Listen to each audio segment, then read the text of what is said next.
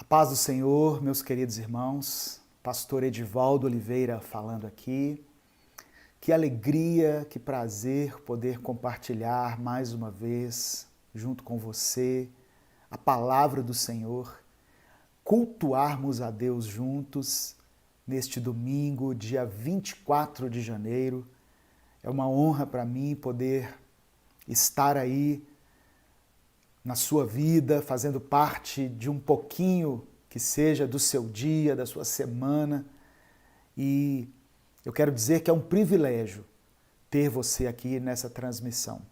Louvado seja o nome do Senhor. Amém? Eu quero começar com uma reflexão, como eu tenho feito aqui, sempre uma breve reflexão dentro da palavra de Deus. E essa reflexão que eu vou trazer está no livro Recomece a Viver, que tem uma mensagem para cada dia do ano. E a mensagem de hoje, do dia 24 de janeiro, fala sobre uma nova mentalidade.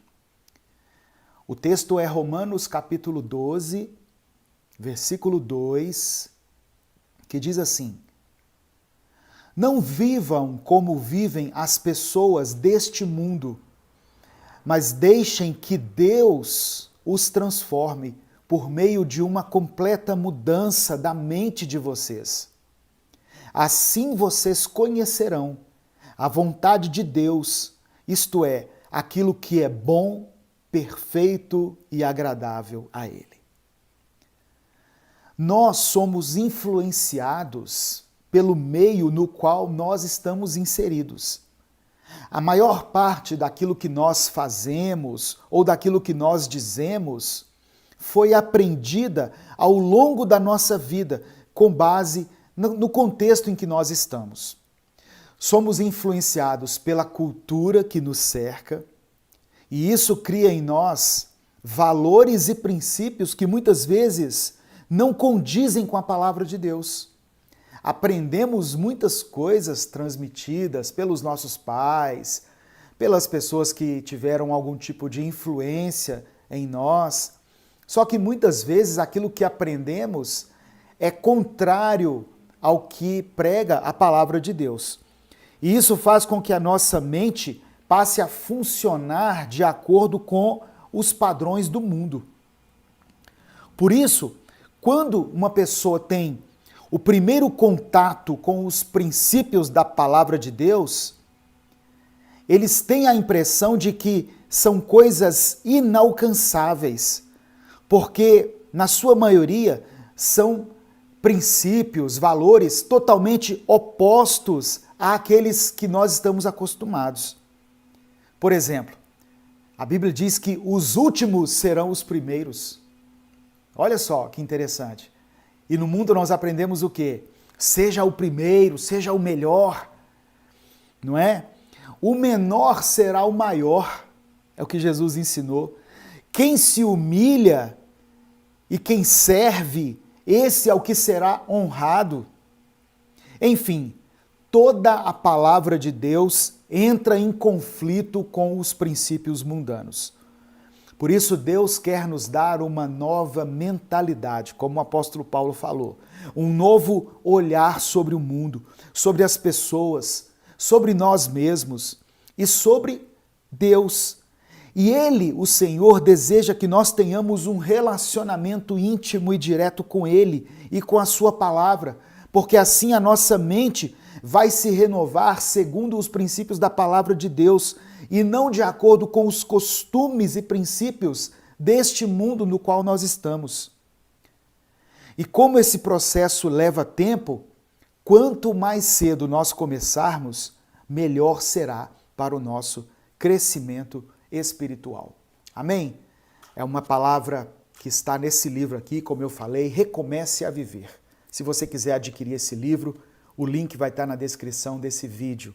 Editora UP Books. Vamos orar diante dessa palavra para que o Senhor renove a nossa mente? Às vezes a gente fica preso, sabe, irmãos, a algumas coisas que nos foram transmitidas com carinho pelos nossos pais, pelos nossos amigos, pelas experiências que tivemos na vida, mas Deus quer, através dessa primeira mensagem, fazer com que nós tenhamos o coração aberto para as coisas novas. Renove a nossa mente. Então vamos orar para que o Senhor possa tirar toda a cegueira espiritual de nós, para que Ele possa tirar o véu, né, que nos cega, se é que existe algo que tem impedido a nossa visão, a visão correta de nós mesmos, a visão correta de Deus, que seja removida dos nossos olhos e da nossa mente, em nome de Jesus. Feche seus olhos, curva a sua cabeça e vamos falar com Deus.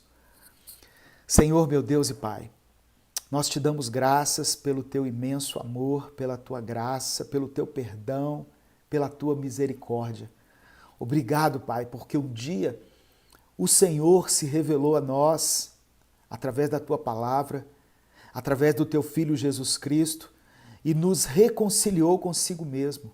Perdoou os nossos pecados, sarou as nossas feridas, escreveu o nosso nome no livro da vida. E hoje nós somos novas criaturas. Ó Deus, e como novas criaturas, nós também queremos e precisamos ter uma mente renovada.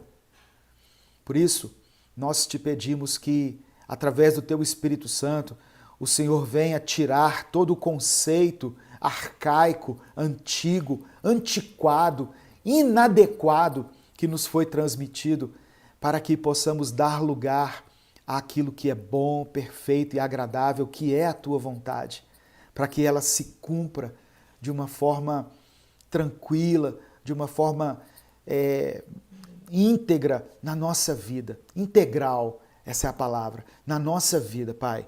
Em nome de Jesus, renove a nossa mente, abre o nosso coração para entendermos tudo aquilo que o Senhor quer de nós, onde quer que nós estejamos, o que o Senhor quer que façamos, o que o Senhor quer que nós ouçamos, o que o Senhor quer que nós falemos com as nossas palavras, com quem o Senhor quer que nós andemos, enfim, todas as diretrizes da nossa vida sejam dadas pelo Senhor e que nós tenhamos a mente aberta para compreender e colocar em prática aquilo que o Senhor deseja de nós.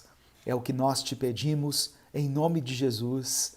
Amém e amém. Obrigado a você que está acompanhando esse culto. Por causa da pandemia, nós não temos feito cultos online. Muitas pessoas têm me perguntado, pastor, quando o Senhor volta? Irmãos, eu não sei. Eu não sei. Eu sinto falta, sim, dos cultos, sinto falta da presença dos irmãos, sinto falta de ter um contato assim, olho no olho, sabe? De louvar junto com a igreja, de orar junto com a igreja, sinto muita falta disso. Deus sabe como está o meu coração, o coração da minha esposa, dos meus filhos, mas eu prefiro daqui a um tempo, com segurança, com tranquilidade, fazer isso, do que colocar em risco pessoas. Eu respeito pastores aí que estão se reunindo, mas eu entendo que a oração, o louvor, o estudo da palavra, tudo isso nos é permitido à distância. Tudo isso nós podemos fazer de forma online. Então, se eu tenho essa opção de fazer, eu prefiro fazer com segurança daqui da minha casa, não colocando nem a minha vida em risco, nem a sua vida. E eu louvo a Deus pelos irmãos que entenderam isso. Amém? Então eu lembro a você que nós estamos em meio a uma pandemia. Tem pessoas morrendo. Mais de 210 mil pessoas já morreram por causa da Covid. É uma doença letal. É uma doença que chega para, se não for matar a pessoa, deixar com sequelas horríveis. Então, tudo que nós pudermos fazer, nós vamos fazer. Se você tem ido aos cultos da sua igreja, eu peço que você tome as devidas precauções, use máscara, mantenha o distanciamento, lave sempre as suas mãos, tá? Assim que puder, assim que tiver disponibilizado dentro da sua faixa etária, dentro da sua prioridade, tome a vacina. Nós acreditamos que Deus é que permitiu ao homem desenvolver a vacina para que haja cura. E aí sim nós vamos poder fazer cultos presenciais, né? Onde o Senhor permitir. Mas enquanto isso, nós continuamos seguindo a nossa vida cristã aqui. Amém? Esse é o recado que eu quero deixar para você, em nome de Jesus. Não se esqueça de se inscrever no nosso canal, se você ainda não é inscrito. E não só se inscrever, mas também ativar as notificações. Porque aí toda vez que nós lançarmos um conteúdo novo, seja a mensagem Minuto com Deus, seja as reflexões que temos postado, ou os cultos, você será avisado aí no seu celular, tá bom? Então não deixe de se inscrever e ativar as notificações. Tem pessoas que perguntam assim, pastor, eu queria apoiar esse projeto. Amém. Nós temos várias formas para você apoiar, caso você queira. Uma delas é se tornando membro do canal. Você pode se tornar membro, você estará nos apoiando, tá bom? Na descrição tem outras maneiras aí de apoiar. Tem Pix, tem o Apoia-se, tem várias coisas. E também, adquirindo esse livro, você estará sendo abençoado e estará abençoando também o nosso ministério. E não se esqueça de compartilhar essa mensagem. Eu gosto muito quando eu vejo que a gente começa a fazer um culto online aqui, começa uma transmissão e rapidamente atinge aí a marca de 800, 1.000 e poucas pessoas. E isso é fruto do seu trabalho, que nos ajuda compartilhando o link desse culto aí nos seus grupos. As pessoas que ouvem Minuto com Deus todos os dias, elas querem também ser avisadas quando está acontecendo um culto. Então não deixe de postar isso no seu grupo, irmão. Em nome de Jesus, tá bom? Então vamos para a palavra do Senhor, que Deus colocou no meu coração hoje, para compartilhar com você. Palavra que falou muito ao meu coração. Eu sempre digo isso aqui. Quando eu trago uma palavra aqui é porque Deus ministrou a minha vida dentro dessa passagem. E eu creio que o Espírito Santo que ministrou a minha vida, ele também tem poder de falar ao seu coração. Uma palavra de reflexão, uma palavra que vai nos edificar, mas também que vai confrontar algumas coisas. Eu creio que vai ser bênção na sua vida. Amém? Eu quero que você abra a sua Bíblia. Tem pessoas que acompanham o culto, mas nem Bíblia na mão estão. Então eu quero que você pegue a sua Bíblia. Eu vou dar um tempinho aí para você pegar a sua Bíblia. É um culto, né? Você não vai para o culto sem Bíblia, vai? Então pega a sua Bíblia. A minha está aberta aqui. Pega a sua Bíblia que eu quero citar alguns versículos. E quando você acompanha na Bíblia, o seu raciocínio ele dá um melhor entendimento e você vai fixando também os versículos, né? A fé vem pelo contato com a palavra, vem pelo ouvir da palavra. Pega a sua Bíblia e abra no livro de Atos. Atos é o primeiro livro depois dos Evangelhos. Atos, capítulo 16. Tem assim, ó, Mateus, Marcos, Lucas e João. Depois vem o livro de Atos. Atos, capítulo 16. Eu vou ler inicialmente os versículos 30 e 31, mas eu peço que você deixe aberto aí, nessa passagem. Atos 16. Versículos 30 e 31. Está escrito assim: Então levou-os para fora, o carcereiro, né? Levou-os para fora e perguntou: Senhores, que devo fazer para ser salvo? A pergunta que o carcereiro estava fazendo aqui para Paulo e Silas. Senhores, o que eu tenho que fazer para ser salvo? Verso 31. Eles responderam: creia no Senhor Jesus e serão salvos você e os de sua casa. Creia no Senhor Jesus e serão salvos você e os de sua casa. Eu quero falar um pouco dessa passagem, né? E à medida em que eu vou lendo aqui alguns versículos, eu quero explicar ou explanar aquilo que Deus falou ao meu coração, para que você compreenda. A palavra de Deus, ela não é somente um livro de história, sabe, irmãos? Ela não é um livro de informação. Ela é um livro de transformação. E cada vez que nós a lemos, Deus muda a nossa atitude, Deus muda o nosso caráter em relação a algumas coisas. Essa passagem fala do momento em que Paulo e Silas foram presos, foram açoitados, só que a Bíblia diz que lá naquela cadeia houve um grande terremoto e as cadeias caíram, as portas da prisão se abriram. O poder de Deus se manifestou ali à meia-noite, quando eles estavam presos, amarrados, e cantaram e oraram. Cantaram louvores a Deus e oraram. As cadeias caíram. Eu quero falar sobre o poder da oração e do louvor na vida do cristão. Olha que tema maravilhoso. O poder da oração e do louvor. Deixa eu ler aqui mais algumas partes para a gente contextualizar um pouquinho essa passagem. Atos 16 ainda. Olha só. A partir do versículo 6, eu vou fazer essa leitura.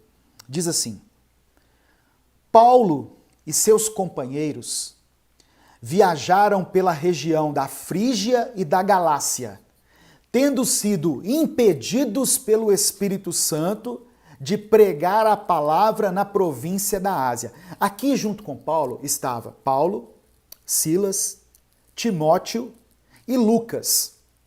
Lucas foi aquele que escreveu o Evangelho de Lucas, mas também foi aquele que escreveu o livro de Atos, esse que nós estamos lendo. Lucas escreveu o livro de Atos. Então, muitas vezes você vê o livro de Atos, em alguns momentos, sendo escrito na primeira pessoa. É Lucas relatando o que aconteceu, tá bom? Quando Lucas falou de Jesus, ele não esteve presencialmente junto com Cristo. Lucas nunca andou com Jesus. Mas quando ele escreveu Atos, ele esteve presente nos acontecimentos, na maioria deles. Quando Lucas escreveu o Evangelho, ele fez um papel meio que de repórter. Ele chegava no lugar e interrogava as pessoas que estiveram ali, que presenciaram algum milagre, algum acontecimento, tomava depoimento dessas pessoas e escreveu então o Evangelho de Lucas. Mas aqui ele estava praticamente fazendo parte da história, tá? Então, o que me chama a atenção aqui é o seguinte: Paulo estava com os seus companheiros querendo pregar a palavra de salvação, a palavra que havia mudado a vida dele. Mas eles, o versículo 6 diz que eles, tendo sido impedidos pelo Espírito Santo de pregar a palavra na província da Ásia. Às vezes a gente quer fazer algo que a gente considera que é de Deus. Puxa vida, eu vou fazer uma coisa boa, mas nós somos impedidos. E aí a gente pensa assim: puxa vida, é Satanás que está me impedindo, é uma obra das trevas. Mas não, às vezes pode ser o Espírito Santo que está impedindo a gente. Paulo e seus amigos viajaram pela região da Frígia e da Galácia, mas foram impedidos pelo Espírito Santo de ir para um determinado lugar. Olha o versículo 7. Quando chegaram à fronteira da Mísia, tentaram entrar na Bitínia, mas o Espírito de Jesus os impediu.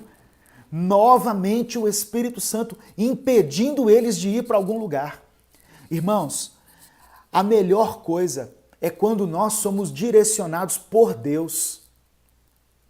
A melhor coisa é quando nós temos tanta intimidade com a voz de Deus, que nós discernimos com tanta facilidade o Espírito Santo, que nos deixamos ser guiados por Ele. Quando nós temos dúvida sobre alguma coisa, sobre qual caminho seguir, qual decisão tomar, nós precisamos clamar ao Senhor. E precisamos estar atentos à voz do Espírito Santo, porque pode ser que o Espírito Santo impeça você de fazer algumas coisas. Nem sempre o Espírito Santo é aquele que nos impulsiona a ir para tal lugar, que nos dá coragem e motivação. Às vezes ele dá uma freada na gente, sabe? Mas nós, muitas vezes, de uma forma incorreta, atribuímos isso ao diabo. E não é. É Deus poupando você, às vezes, de alguma coisa. Amém, meu irmão? Então receba essa palavra inicialmente, foi algo que Deus falou ao meu coração. Nós precisamos estar atentos e estar dispostos a ir para onde o Senhor nos mandar, para onde o Senhor nos enviar, a tomar a atitude que Deus quer de nós. Muitas vezes nós somos motivados pela nossa carne, não é? Pelos nossos conceitos, como eu li aqui antes, né, em Romanos 12, fala para nós transformarmos a nossa mente, porque a nossa mente carnal, ela pode nos levar por caminhos que não são aqueles que Deus determinou para nós. Continuando a leitura aqui. Versículo 8. Então contornaram a Mísia e desceram a Troade. Durante a noite, Paulo teve uma visão, na qual um homem da Macedônia estava em pé e lhe suplicava: passe à Macedônia e ajude-nos. Depois que Paulo teve essa visão, preparamo-nos imediatamente para partir para a Macedônia, concluindo que Deus nos tinha chamado para lhes pregar o Evangelho. Então, repare que o texto diz que eles concluíram que Deus os estava chamando para pregar o Evangelho lá na Macedônia. Olha como é tremendo ter uma vida de intimidade com Deus. Mas isso não é assim, como eu venho falando em outras mensagens, não é um processo que acontece de uma forma instantânea. Eles erraram o caminho 2 vezes até ir para a Macedônia. Muitas vezes nós podemos errar. Nós podemos tomar um atalho que não é aquilo que Deus tinha para nós. Mas é importante que nós tenhamos sempre o coração aberto para ouvir aquilo que Deus está ministrando e, se preciso for, voltar atrás. Não podemos ter a mente tão fechada a ponto de tomarmos atitudes extremamente egoístas, impensadas, inconsequentes e fazer com que essas atitudes se tornem assim irreparáveis. Nós precisamos saber o momento de voltar atrás, de falar: eu errei. Eu segui um caminho que não deveria. Eles tiveram uma visão de Deus e seguiram pelo caminho que o Espírito Santo apontou para eles. Ah, pastor, então quer dizer que esse caminho vai ser mais fácil? Nem sempre. Nem sempre. Às vezes fácil era o caminho que eles queriam seguir anteriormente. Era o caminho que não traria desafios, que não traria dificuldades, talvez onde eles seriam acolhidos. Mas o caminho que Deus escolheu para eles aqui teve problemas para eles. Paulo e Silas foram presos. Paulo e Silas tiveram que enfrentar demônios. Você vai ver aqui na leitura, eles tiveram que repreender demônios. Por causa da posição firme deles, eles foram presos, foram açoitados. Puxa vida, mas então quer dizer que eu obedecer a Deus não me isenta de passar por dificuldades? Não, irmãos. É outra coisa que eu sempre tenho batido na tecla aqui das minhas ministrações. Lembra quando Jesus pediu para os discípulos entrarem no barco e seguir para o outro lado? E aí quando chegou no meio do caminho, eles não conseguiam sair do lugar e vieram ventos fortes e tempestades? Poxa, eles estavam obedecendo a Jesus. Mesmo assim foram alvos de tempestades. Mesmo assim foram atacados pelos ventos, pelas ondas. Mas Jesus chegou e acalmou o mar. E eles puderam continuar a sua rota. Então, mesmo que você esteja sendo atacado aí, esteja sendo alvo de ataques espirituais, de afrontas, muitas vezes das pessoas próximas a você. Não se desespere. Deus é contigo, Deus vai fazer com que você vença. Amém? Eu pulo agora para o verso 16, que diz assim, olha, eles estavam lá na Macedônia, versículo 16. Certo dia, indo nós, olha só, Lucas falando na terceira pessoa, porque ele estava junto ali. Certa vez, indo nós para o lugar de oração, encontramos uma escrava que tinha um espírito pelo qual predizia o futuro. Era uma vidente, uma adivinha. Ela ganhava muito dinheiro para os seus senhores com adivinhações. Verso 17. Essa moça seguia a Paulo e a nós gritando: estes homens são servos do Deus Altíssimo e lhes anunciam o caminho da salvação. Olha que bênção, irmão. Olha que mulher usada, né?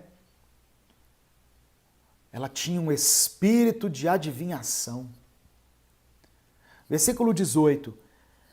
Ela continuou fazendo isso por muitos dias. Finalmente, Paulo ficou indignado, voltou-se e disse ao espírito com E minúsculo, então era um espírito maligno: em nome de Jesus Cristo, eu lhe ordeno que saia dela. No mesmo instante, o espírito de adivinhação a deixou. Versículo 19. Percebendo que a sua esperança de lucro tinha se acabado, os donos da escrava agarraram Paulo e Silas e os arrastaram para a praça principal diante das autoridades. Uma escrava que tinha um espírito de adivinhação, que fazia com que ela adivinhasse coisas sobre a vida das pessoas, seguiu Paulo, Silas, Lucas e Timóteo por vários dias, falando algo bom. Esses homens estão pregando a palavra de Deus, são servos do Deus Altíssimo. Só que Paulo sabia que aquilo ali estava saindo da boca de Satanás. Até que ele perdeu a paciência, voltou-se para ela, perdeu a paciência assim, no bom sentido, né? Ele ficou indignado, né? O que o texto diz. Vou retirar isso aqui, senão vão dizer que eu estou cometendo heresias aqui. Paulo ficou indignado e expulsou aquele demônio da vida daquela mulher. Só que a partir do momento em que ela não tinha mais o espírito de adivinhação, os donos dela, os seus senhores, deixaram de ganhar dinheiro. E aí eles ficaram com muita raiva e prenderam Paulo e os seus amigos e levaram eles para a praça principal diante das autoridades.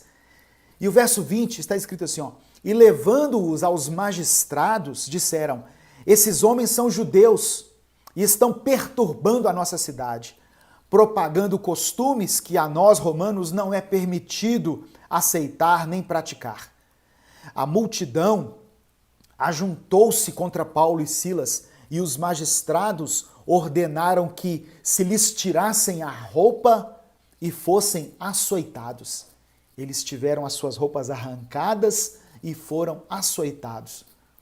Puxa, pastor, eles estavam obedecendo a Deus, eles foram para o lugar certo, foram pregar o evangelho e mesmo assim sofreram perseguições. É isso aí. A vida cristã não é fácil. Você pode estar certinho com as coisas de Deus, andando naquilo que Deus mandou você fazer, mas você pode sim ser alvo de perseguição. Principalmente se você declarar guerra contra o inferno, contra as trevas, que foi o que Paulo fez aqui. Versículo 23. Depois de serem severamente açoitados, foram lançados na prisão. O carcereiro recebeu instrução para vigiá-los com cuidado. O carcereiro que estava de plantão lá recebeu aqueles presos e foi dito a ele assim, olha, vigie esses homens aí com cuidado. Esses homens aí estavam fazendo uma arruaça aqui na cidade, eles se dizem servos de Deus. E o verso 24 diz que, tendo recebido essas ordens, o carcereiro lançou eles na prisão interior, no cárcere interior, e lhes prendeu os pés no tronco. Verso 25. Por volta da meia-noite, Paulo e Silas estavam orando e cantando hinos a Deus. Os outros presos os ouviam. Deixa eu parar um pouquinho aqui, porque senão fica muita informação e depois a gente não consegue acompanhar tudo. E tem algumas coisas que eu faço questão de dizer a você, que foi algo que Deus ministrou ao meu coração.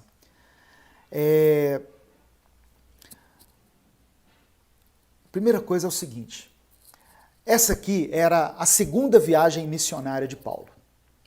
A primeira viagem ele tinha feito com um homem chamado Barnabé. Mas por causa de um desentendimento entre os dois, em relação ao comportamento de João Marcos, eles decidiram se separar. Paulo foi para um lado, Barnabé foi para o outro. Dois homens de Deus, dois homens que tinham ministério, dois homens que tinham um chamado, dois homens que estavam dispostos a dar a vida pelo evangelho, dispostos a pregar a palavra de Deus, mas por causa de um desentendimento se separaram.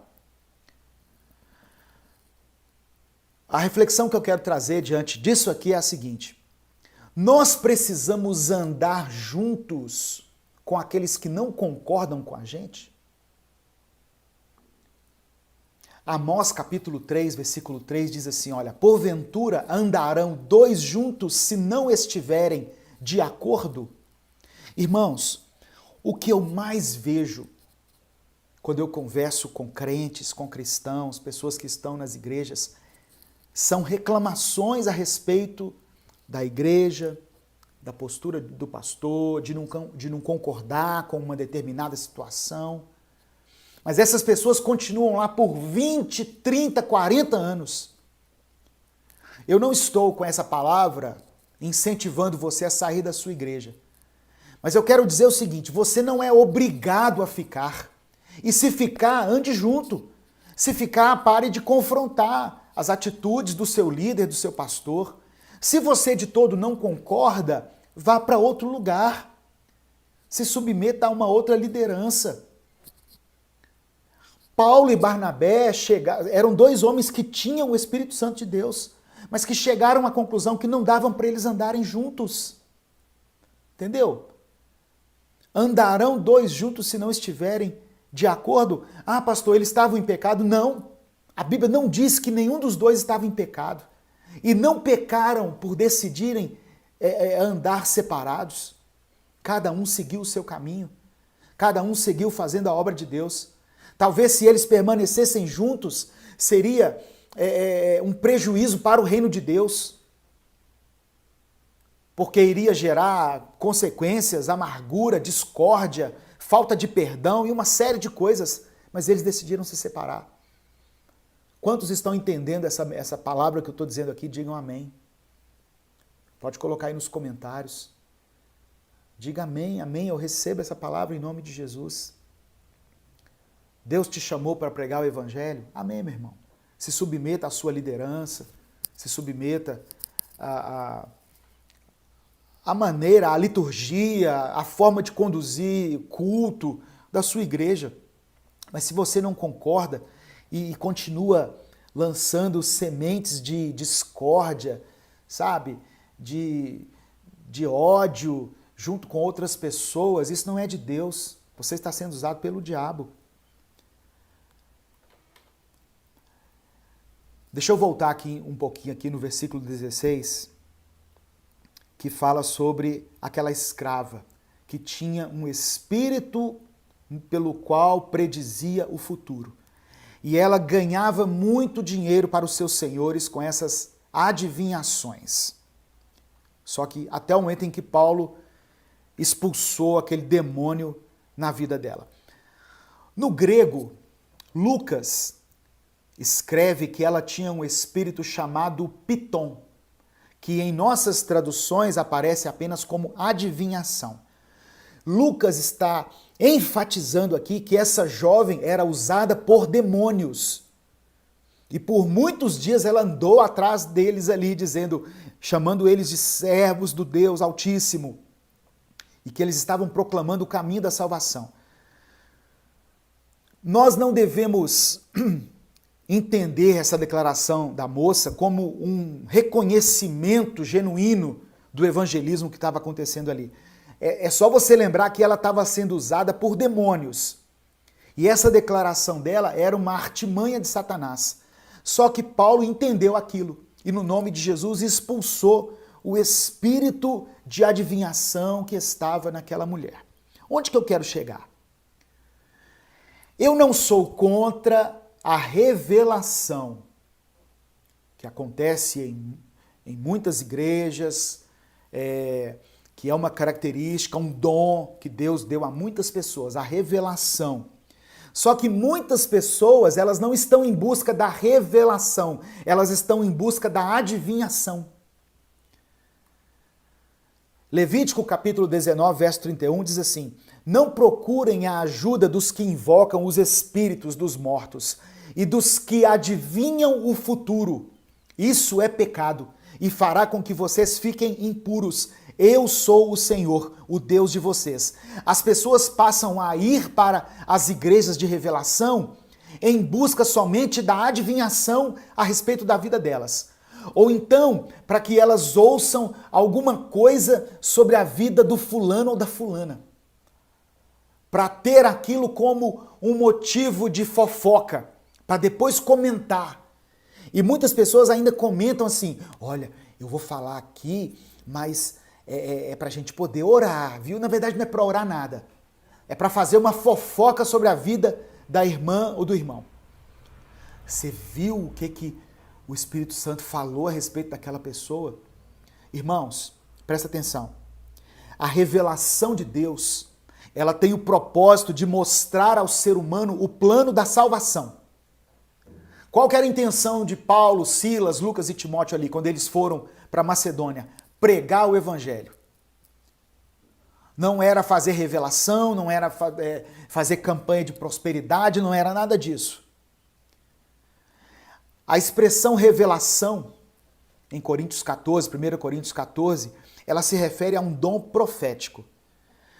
O dom profético, ele era dado por Deus para comunicar verdades importantes sobre a salvação, para a salvação. Paulo, inclusive, colocou o dom de profecia superior ao dom de línguas. Só que muitas dessas revelações, elas contradizem a revelação escrita que nós já temos, que é a palavra de Deus.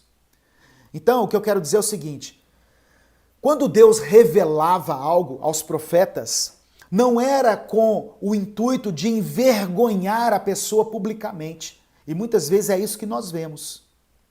A pessoa vai ali na igreja, aí o profeta aponta para ela, fala alguma coisa ali da vida dela que era desnecessário que a igreja soubesse, e aquilo traz constrangimento, traz uma vergonha que era desnecessária. E o que isso contribui para o reino de Deus? Nada. Muitas vezes isso afasta as pessoas, causa uma repulsa das pessoas em relação ao evangelho, em relação às nossas igrejas. Então, nós temos que observar muito essas coisas. Nós estamos atrás da revelação ou da adivinhação? E em que essa revelação tem contribuído para o nosso crescimento espiritual? Nós estamos indo atrás da revelação como as pessoas vão atrás das cartomantes, dos adivinhos, dos médiuns, daqueles que leem as mãos, dos horóscopos. É isso que nós estamos fazendo.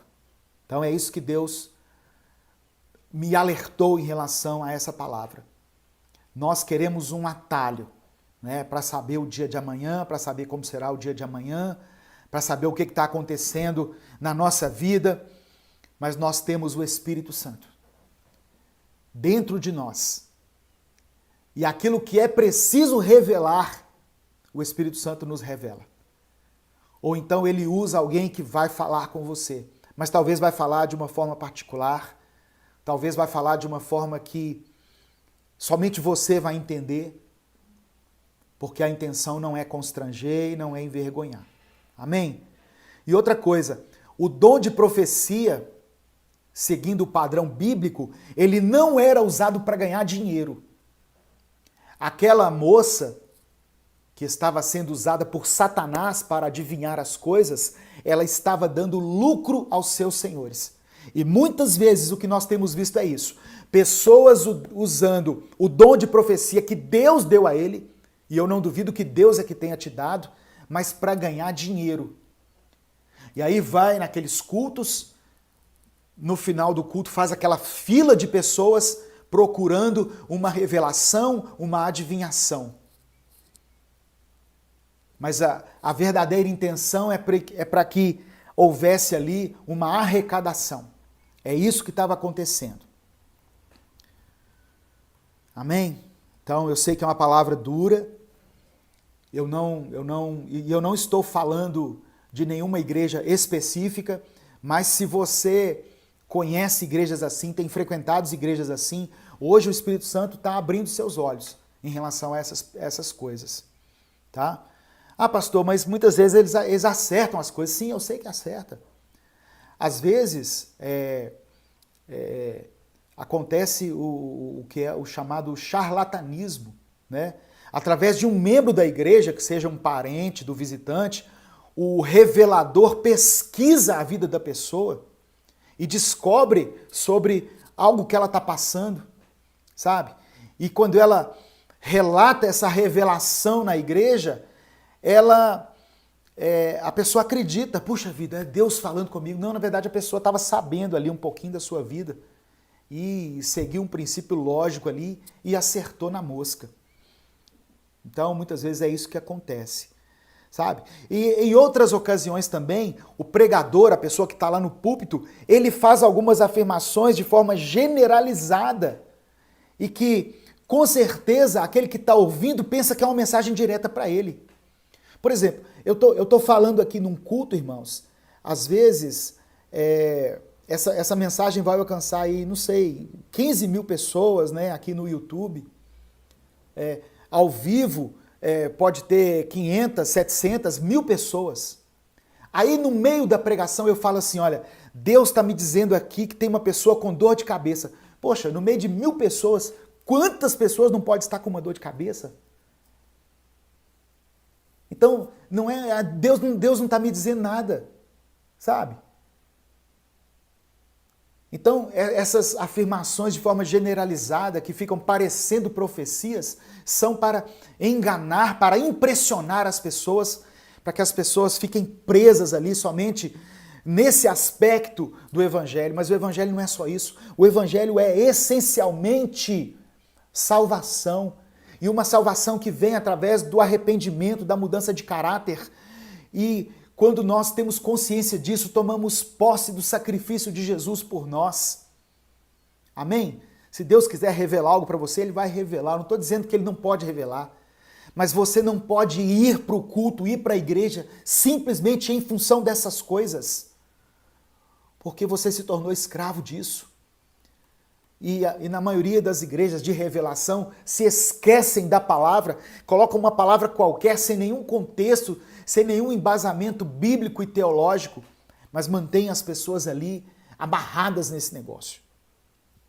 Então é isso que eu queria dizer, né, para dar continuidade aqui. Eu abri esse parêntese aqui, né, e eu termino essa reflexão, essa conclusão dessa parte, com o texto de Mateus capítulo 7, a partir do verso 21 até o verso 23,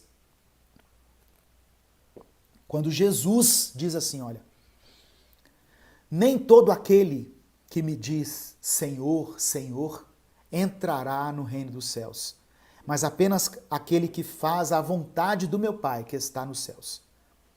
Muitos me dirão naquele dia, Senhor, Senhor, não profetizamos em teu nome? Em teu nome não expulsamos demônios e não realizamos muitos milagres? Então eu lhes direi claramente, nunca os conheci. Afastem-se de mim, vocês que praticam o mal. Amém?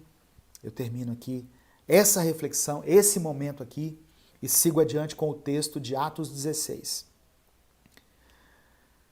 Versículo 23 diz assim: depois de serem severamente açoitados, foram lançados na prisão. O carcereiro recebeu instruções para vigiá-los com cuidado. Atos 16, versículo 23. Verso 24. Tendo recebido tais ordens, ele os lançou no cárcere interior e lhes prendeu os pés no tronco. Por volta da meia-noite, Paulo e Silas estavam orando e cantando hinos a Deus. Os outros presos os ouviam. Irmãos, não tem como nós deixarmos de perceber aqui que Paulo e Silas, embora estivessem sendo perseguidos, açoitados, presos, injustiçados, porque eles tinham feito algo bom, eles estavam cumprindo a vontade de Deus, eles estavam sendo direcionados pelo Espírito Santo e mesmo assim eles estavam presos, eles estavam sendo punidos ali, mas o texto diz que eles oravam e louvavam a Deus por volta da meia-noite. Eles oravam e louvavam a Deus. E os outros presos escutavam aquilo. É interessante isso aqui. Eles estavam ali glorificando a Deus, louvando a Deus. Eu imagino, não está escrito na Bíblia não, tá? Que eles podem ter sido presos com as mãos assim, amarradas, né? E Paulo então pode ter dito para Silas: vamos cantar um louvor? Já que nós estamos com as mãos estendidas, vamos louvar a Deus? E começaram a cantar ali e a orar. E certamente a oração deles não era assim: ô Senhor, por que que isso está acontecendo comigo? Eu não acredito que Paulo estivesse fazendo uma oração assim, sabe? O coração de Paulo era tão grato a Deus pelo que o Senhor tinha feito na vida dele, pela revelação que o Senhor tinha dado a ele, pela maneira como Deus havia transformado a mente dele, e ele passou de um perseguidor de cristãos a um apóstolo, alguém que conhecia Deus de forma íntima. E essa ação deles de orar e louvar no meio da tribulação é que provocou a libertação. Você pode não se lembrar de toda essa pregação, mas eu quero que você se lembre dessa parte aqui em especial. O ato de louvar a Deus, de orar a Deus, mesmo em meio às tribulações, fez com que as cadeias se quebrassem, fez com que as portas se abrissem, fez com que a atmosfera fosse transformada. Um lugar de prisão se tornou um lugar de liberdade. Amém? A glória de Deus se manifestou ali na vida, não só de Paulo e Silas, mas de todas aquelas pessoas. Porque as cadeias foram abertas para todos. Uma atitude de louvor, de adoração, uma vida de oração vai fazer com que o ambiente ao seu redor seja transformado. Em algum momento, Deus fará com que o seu milagre aconteça. Eu creio nisso, irmão. Não é profecia. Basta eu olhar para a palavra de Deus, sabe? O verso 26 diz assim, olha, de repente, houve um terremoto tão violento que os alicerces da prisão foram abalados. Imediatamente todas as portas se abriram. Imagina isso. Todas as portas se abriram e as correntes de todos se soltaram. Não foi só as correntes de Paulo e Silas, as correntes de todos se soltaram. O louvor liberta. Uma atitude de louvor liberta. Não é cantar louvor simplesmente, não. Eu vou cantar aqui e o negócio vai dar certo. Não. É uma atitude que vem do coração. Eu até escrevi aqui, Louvor é o ato de enaltecer e glorificar a Deus. É exaltar a ação do Senhor na nossa vida, independentemente de como ela esteja. Louvar a Deus é ser grato a Ele por tudo que Ele tem feito. Ah, pastor, eu estou num momento de crise, de dificuldade, estou enfrentando aí, estou à beira de um divórcio. Louve a Deus, enalteça a Deus. Louve a Deus pela sua vida, pela sua família, pelos seus filhos, pela sua saúde. Certamente você tem motivos para agradecer, para glorificar ao Senhor. Hebreus capítulo 13, verso 15 diz assim, ó, por Ele, pois, ofereçamos sempre a Deus sacrifício de louvor. Por Ele, Jesus, ofereçamos a Deus sacrifício de louvor, isto é, o fruto dos nossos lábios, o fruto dos lábios que confessam o seu nome. Louvar é agradecer a Deus pelas suas muitas dádivas. Então, está passando por lutas, por dificuldades, decida glorificar a Deus. O louvor é uma eficiente maneira de batalhar no mundo espiritual, porque através do louvor nós estamos demonstrando toda a nossa fé em Deus. Tem um exemplo na Bíblia que eu gosto muito, irmãos, que é do rei Josafá. Depois você lê lá, 2 Crônicas, capítulo 20. O texto diz que os inimigos entraram em guerra contra o rei Josafá. Eles cercaram Josafá. E Josafá, ele teve medo no primeiro momento, mas depois ele se colocou a orar e jejuar. E ele orou a Deus, dizendo assim, olha, no versículo 9, se alguma desgraça nos atingir, seja o castigo da espada, seja a peste, seja a fome, nós nos colocaremos em tua presença diante deste templo, pois ele leva o teu nome, e clamaremos a ti em nossa angústia, e tu nos ouvirás e nos salvarás. E no verso 12, Josafá, ele diz assim, ó nosso Deus, não irás tu julgar os nossos inimigos? Porque nós não temos força para enfrentar esse exército que está nos atacando. Ele declara ali a sua impotência diante dos problemas, diante das adversidades. Ele diz assim, nós não sabemos o que fazer, mas os nossos olhos estão no Senhor. Os nossos olhos se voltam para ti nesse momento. Irmãos, sabe qual foi o resultado dessa oração sincera de Josafá diante dos seus adversários, diante dos seus problemas?